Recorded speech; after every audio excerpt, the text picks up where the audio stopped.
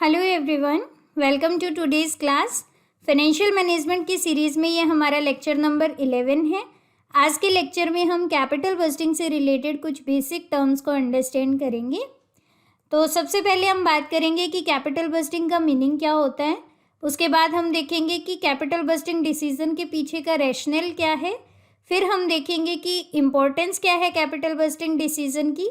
Then हम देखेंगे कौन सी डिफ़िकल्टीज़ फेस करनी पड़ती है जब हम कैपिटल बजटिंग डिसीजन लेते हैं, और कैपिटल बजटिंग डिसीजन की कितने तरह के टाइप्स होते हैं वो भी हम आज के लेक्चर में डिस्कस करेंगे।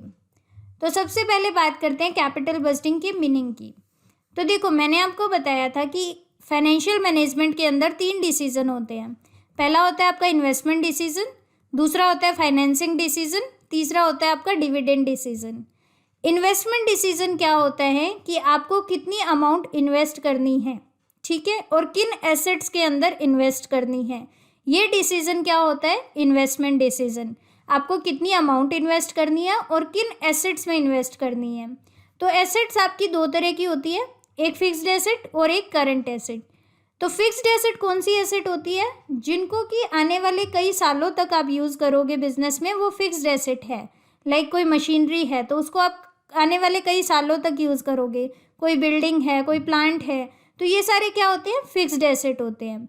करंट एसेट क्या होती है, जो कि रूटीन की एक्टिविटीज़ के लिए यूज़ की जाती है, जैसे कि आपका कैश है, ठीक है, या आपके स्टॉक हो गए, आपके डेटर्स हो गए, यानी इनका पैसा आपको 1 साल तक की इनकी यूटिलिटी होती है, आप ये समझ सकते हैं। और फिक्स्ड एसेट जो होती है वो 1 साल से ज़्यादा टाइम के लिए आपको, लंबे टाइम के लिए आपको यूटिलाइजेशन में आती है, ठीक है।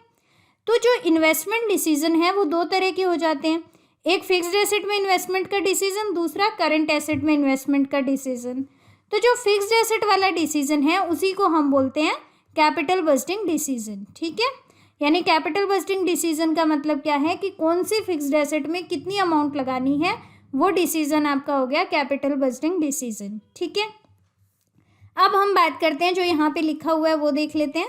Capital budgeting refers to the process of evaluating and selecting fixed asset, ठीक है, that are meant for long term use in business. तो कैपिटल बजटिंग में हम क्या करते हैं, जो हमारी फिक्स्ड एसेट है उनको इवेल्युएट करते हैं और सिलेक्ट करते हैं। अब कई तरह से हो सकता है ये, जैसे कि मान लो आपको कोई मशीन पर कारपेट बनाने की मशीन परचेज करनी है और आपके पास मार्केट में 3 ब्रांड है, ए, बी और सी।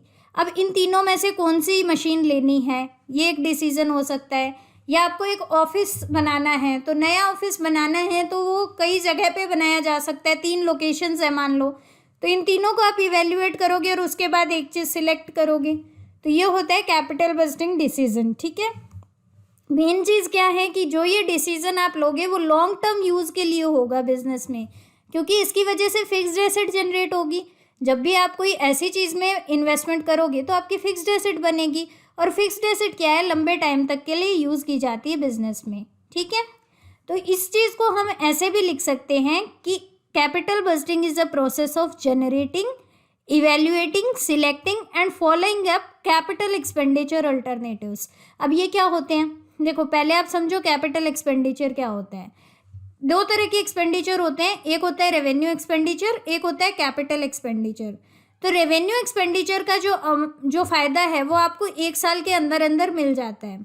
जैसे कि आपने सैलरी दी एम्प्लॉयज़ को, तो हर महीने आप सैलरी देते हो, तो उससे हर महीने के लिए आपको वो काम करके देते हैं, ठीक है, तो उसका बेनिफिट आपको 1 महीने के अंदर रियलाइज़ हो गया। लेकिन कैपिटल एक्सपेंडिचर क्या होते हैं, जिसका बेनिफिट आपको आने वाले कई सालों तक मिलेगा। जैसे आप एग्जाम्पल लो, आपने कोई बिल्डिंग बनाई, तो वो बिल्डिंग आने वाले कई सालों तक आप यूज़ करोगे। आपने कोई मशीनरी लगाई है बड़ी, तो वो आपको आने वाले कई सालों तक रिटर्न देगी।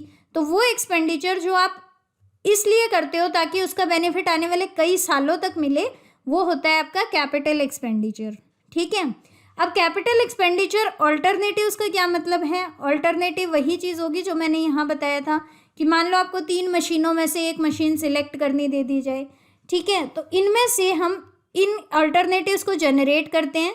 यानी अगर मान लो मैं आपको कहूँ कि आपको कारपेट बनाने की मशीन लेनी है, तो आप पहले जनरेट करोगे अल्टरनेटिव्स, आप देखोगे कि मार्केट में कौन कौन से अल्टरनेटिव्स हैं, ठीक है। उसके बाद उनको इवेल्युएट करोगे हर एक अल्टरनेटिव को, फिर उनमें से एक सिलेक्ट करोगे और उसको परचेज करके फॉलोअप भी देखोगे कि क्या उससे उतना बेनिफिट मिल रहा है या नहीं मिल रहा है।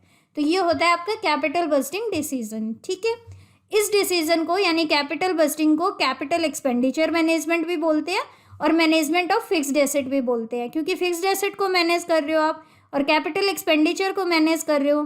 कैपिटल एक्सपेंडिचर यानी जो आने वाले कई सालों तक आपको फ़ायदा दे। ठीक है, तो आई होप कैपिटल बस्टिंग का मीनिंग क्लियर है आपको। अब आगे देखिए, आगे आपको दिया हुआ है rational behind capital budgeting decision, यानी कैपिटल बस्टिंग डिसीजन आप ले रहे हो तो उसके पीछे का रैशनल क्या है, क्या लॉजिक है उसके पीछे का। तो लॉजिक है एफिशिएंसी। कैसे, देखो दो तरह के डिसीजन यहाँ पे हो सकते हैं।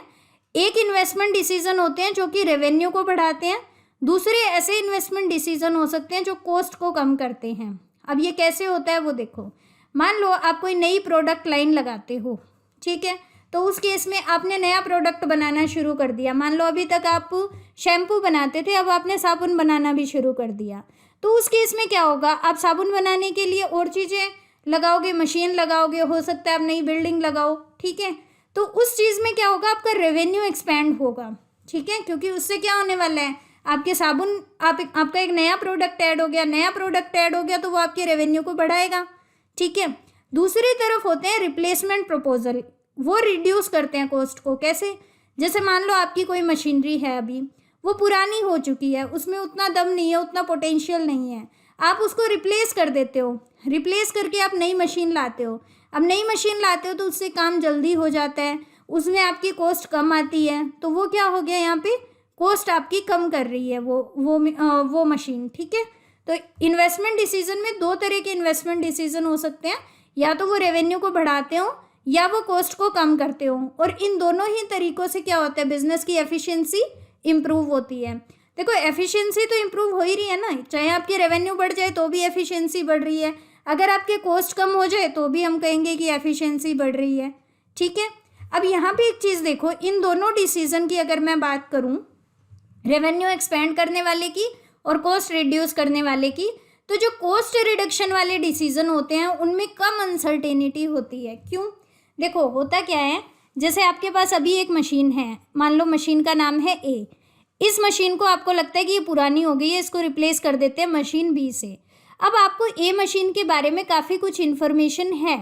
ठीक है, आपको पता है कि इसकी कॉस्ट कितनी थी, बी लगाएंगे तो इसकी कॉस्ट कितनी कम हो जाएगी। ठीक है, ये चीज़ें आपको पता होती है, तो रिलेटिवली आप ज़्यादा श्योर होते हैं।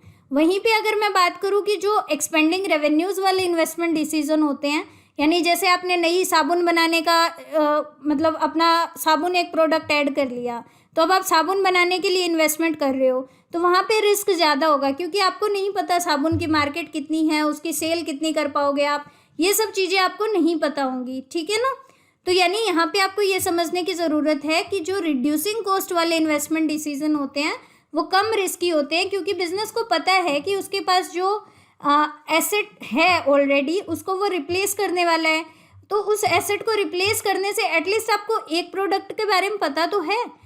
ए एसेट को आप रिप्लेस करना चाहते हो तो आपको ए के बारे में इंफॉर्मेशन तो है। ठीक है, तो इसलिए ये कम रिस्की होते हैं, कम अनसर्टेनिटी वाले होते हैं। ठीक है, नेक्स्ट हम बात करते हैं कैपिटल बस्टिंग की इम्पोर्टेंस क्या है। देखो फिक्स्ड एसेट जो होती है वो रियल अर्निंग एसेट होती है, क्योंकि यही आपको पैसा कमा के देगी। जैसे आप मशीन का एग्जांपल लो, अब मशीन से ही आप प्रोडक्ट बनाओगे और वही प्रोडक्ट बिकेगा आपका। तो जो फिक्स्ड एसेट होती हैं वो रियल अर्निंग एसेट होती हैं, वही आपको पैसा कमा के देती हैं, और इसलिए ये बिजनेस की प्रॉफिटेबिलिटी को अफेक्ट करती है। तो इसलिए ज़रूरी है कि कैपिटल बस्टिंग डिसीजन ध्यान से लिए जाएं। हम बेसिकली बात कर रहे हैं कि कैपिटल बस्टिंग डिसीजन क्यों इम्पॉर्टेंट है, क्यों उनको ध्यान से लेना ज़रूरी है। ठीक है, दूसरी चीज़ आती है कि इनका लॉन्ग टर्म इफेक्ट होता है, क्योंकि ये किससे रिलेटेड है, ये फिक्स्ड एसेट से रिलेटेड है, और फिक्स्ड एसेट बिजनेस में कई सालों तक यूज़ की जाती है, और कई सालों तक यूज़ की जाती है तो उसका इफेक्ट कई सालों तक होगा। अगर आपका डिसीजन गड़बड़ हो गया तो वो कई सालों तक इम्पैक्ट दिखाएगा। ठीक है, इसलिए भी ये इम्पॉर्टेंट है। देन इसमें अमाउंट भी ज़्यादा लगती है। करंट एसेट का अगर मैं कंपैरिजन करूँ तो फिक्स्ड एसेट महंगी आती है, मशीनरी वगैरह की कॉस्ट ज़्यादा होती है, तो इसलिए इसमें अमाउंट भी ज़्यादा लगा होता है। देन देखो ये फ्यूचर कॉस्ट स्ट्रक्चर को भी अफेक्ट करती है। कैसे, जैसे आप एक मशीन लगाते हो तो सिर्फ मशीन का खर्चा ऐड नहीं होता, उसको चलाने के लिए मान लो आपको स्पेशल ऑपरेटर लाना पड़ा तो उसकी भी कॉस्ट ऐड होगी, कोई सुपरवाइज़र अलग से लगाना पड़ा तो उसकी भी कॉस्ट ऐड होगी। मान लो आपके पास स्पेस नहीं है, आप कोई बिल्डिंग लगाते हो, बिल्डिंग किराए पे लेते हो तो उसका रेंट भी इंक्लूड होगा। तो यानी एक मशीन लगाने पे सिर्फ मशीन की कॉस्ट नहीं आती, उसके साथ और भी खर्चे आते हैं। ठीक है, तो इससे क्या होता है, फ्यूचर कॉस्ट स्ट्रक्चर फर्म का अफेक्ट होता है। ठीक है, जैसे कि लेबर कॉस्ट, सुपरवाइज़र की सैलरी, बिल्डिंग का रेंट, ये सारे खर्चे भी इन्हीं चीज़ के ऊपर डिपेंड करते हैं। देन ये इरिवर्सिबल होता है नेचर में। इसका क्या मतलब है, मान लो आपने आज एक मशीन परचेज कर ली, अब उसको जनरली आप रिवर्स नहीं कर सकते उस डिसीजन को। जैसे मान लो आपने आज मशीन परचेज कर ली, 10 दिन बाद आपको लगा नहीं मशीन काम की नहीं है, इसको मैं सेल कर देता हूँ। तो अगर आप सेल भी करोगे, चाहे आपको 10 दिन हुए, लेकिन उसकी वैल्यू काफ़ी टूट चुकी होती है उस टाइम तक। ये आपने देखा होगा, अब गाड़ी है, आपने नई गाड़ी ली, आप 1 महीना चला के भी उसको बेचोगे तो उसकी वैल्यू काफ़ी कम हो जाती है ना। तो इसका मतलब क्या है कि ये इरिवर्सिबल नहीं है डिसीजन। ठीक है, इरिवर्सिबल है, रिवर्सिबल नहीं है। और अगर हम इनको रिवर्स करते हैं तो इसमें कॉस्ट बहुत ज़्यादा आती है, क्योंकि हमें औने पौने दाम पे अपनी मशीन बेचनी पड़ेगी। तो कैपिटल बस्टिंग डिसीजन इसलिए भी इम्पॉर्टेंट है क्योंकि इनको जल्दी से रिवर्स नहीं किया जा सकता। ठीक है, देन नेक्स्ट है कि क्रेडिटर्स हैं या स्टॉक होल्डर्स हैं, उनको इवैल्यूएशन ऑफ कंपनी में हेल्प मिलता है। क्योंकि जैसे इसका मैं आपको एक छोटा सा एग्जांपल देती हूँ। आपने किसी इंसान को लोन देना है, जस्ट सपोज कोई इंसान आपके पास आता है और आपको बोलता है कि मुझे 10,000 रुपये चाहिए या 1,00,000 रुपये चाहिए, आपको उसको लोन देना है। ठीक है, अब आप ये देखोगे ना कि उस बंदे के पास एसेट कितनी हैं। अब मान लो उसके पास एक बहुत बड़ा बंगला है, तो आप उसको 10,000 रुपये देने में कतराओगे नहीं, क्योंकि आपको पता है कि आपकी इन्वेस्टमेंट सेफ है। तो आप उस बंदे की इवैल्यूएशन कर रहे हो, और किस बेसिस पे कर रहे हो कि उसके पास कितनी एसेट्स हैं। ठीक है, कितनी फिक्स्ड एसेट हैं उसके पास। सिमिलरली एक कंपनी को इवैल्यूएट करना है तो भी हम ये देखते हैं कि उसकी एसेट कितनी है और कितनी अच्छी तरह से वो एसेट फंक्शनिंग है। ठीक है, अगर मान लो आप कैपिटल बस्टिंग डिसीजन गलत ले लेते हो तो बैंकरप्सी में जाने में आपको देर नहीं लगेगी। बैंकरप्सी यानी ऐसी सिचुएशन हो जाएगी कि आप अपनी लायबिलिटीज़ को पे नहीं कर पाओगे, दिवालिया घोषित होने वाली सिचुएशन हो जाएगी। ठीक है, तो आई होप कैपिटल बस्टिंग की इंपॉर्टेंस आपको क्लियर हो गई है। नेक्स्ट हम बात करते हैं difficulties in taking capital budgeting decision. यानी कि कैपिटल बस्टिंग डिसीजन जब आप लेते हो तो उनमें क्या डिफ़िकल्टीज़ आपको फेस करनी पड़ती है। देखो, पहली चीज़ तो है कि फ्यूचर अनसर्टेन है। कैपिटल बस्टिंग डिसीजन में क्या होता है, जैसे आप आज मशीनरी परचेज कर रहे हो और वो आने वाले कई सालों तक आपको रिटर्न देगी। ठीक है, अब आने वाले कई सालों तक देगी, मान लो 5 साल तक, 10 साल तक, तो 5 या 10 साल फ्यूचर का टाइम पीरियड है, वो अनसर्टेन है। अब क्या पता 5 साल बाद क्या सिचुएशन हो, 10 साल बाद क्या सिचुएशन हो। तो फ्यूचर हमेशा अनसर्टेन होता है, इसलिए ये बहुत डिफ़िकल्ट है प्रेडिक्ट करना कि एक प्रोजेक्ट से कितने बेनिफिट हमें मिलेंगे। देखो, हम कैपिटल बस्टिंग डिसीजन किस बेस पे लेते हैं कि हम आज कितना पैसा लगा रहे हैं और फ्यूचर में हमें कितना पैसा उससे मिलेगा। ठीक है, अब ये अमाउंट जो आपको मिलेगी वो आपको फ्यूचर में मिलेगी। अब फ्यूचर अनसर्टेन है, उस टाइम पे पता नहीं कैसी सिचुएशन हो, तो आपको ये अंदाज़ा लगाना कि इससे कितना बेनिफिट मिलेगा वो मुश्किल हो जाता है। तो एक तो ये डिसीज़न लेना मुश्किल है। दूसरी मुश्किल क्या है कि देखो, जो आपका फ्यूचर है उसमें बहुत सारे फैक्टर्स अफेक्ट करते हैं। जैसे आपने मशीन लगाई, आपने मान लो बेस्ट मशीन लगा ली जो भी आपके पास अवेलेबल थी, लेकिन फ्यूचर में जो प्रोडक्ट आप बना रहे हो उस मशीन की मदद से, वो क्या डिमांड में रहेगा या नहीं, उसका प्राइस कितना है, एडवर्टीजमेंट कैसी हो रही है, लोगों के अंदर उस चीज़ का परसेप्शन कैसा है, उसकी डिमांड कैसी है, ये सारे फैक्टर्स अफेक्ट करते हैं कैपिटल बस्टिंग डिसीजन को। इन सारे फैक्टर्स के बेस पे ही तो हम ये फाइंड आउट करते हैं कि कितना रिटर्न ये मशीन आपको कमा के देगी। यानी इतना सिंपल नहीं है प्रेडिक्ट करना कि फ्यूचर के अंदर ये मशीन इतनी अमाउंट आपको कमा के देगी। ठीक है, देन आते टाइम वैल्यू ऑफ मनी। ये मैंने आपको पहले भी बताया था कि जब हम कैपिटल बस्टिंग डिसीजन कर रहे हैं तो इनफ्लो और आउटफ्लो अलग अलग टाइम पीरियड पे हो रहे हैं। जैसे आपने आज मशीन परचेज की तो आउटफ्लो तो आपने आज कर दिया, पैसे आज दे दिए, लेकिन उसका बेनिफिट मिल रहा है 5 सालों तक आने वाले, तो इनफ्लो आपको बाद में मिल रहा है। तो इन दोनों चीज़ों को इक्वेट करना ज़रूरी है। मैंने आपको पहले भी बताया था, इसके लिए हम 2 टेक्निक यूज़ करते हैं, डिस्काउंटिंग टेक्निक और कंपाउंडिंग टेक्निक। तो या तो आप इसकी प्रेजेंट वैल्यू निकालो या इसकी फ्यूचर वैल्यू निकाल लो, उसके बाद आप कंपेयर कर सकते हो।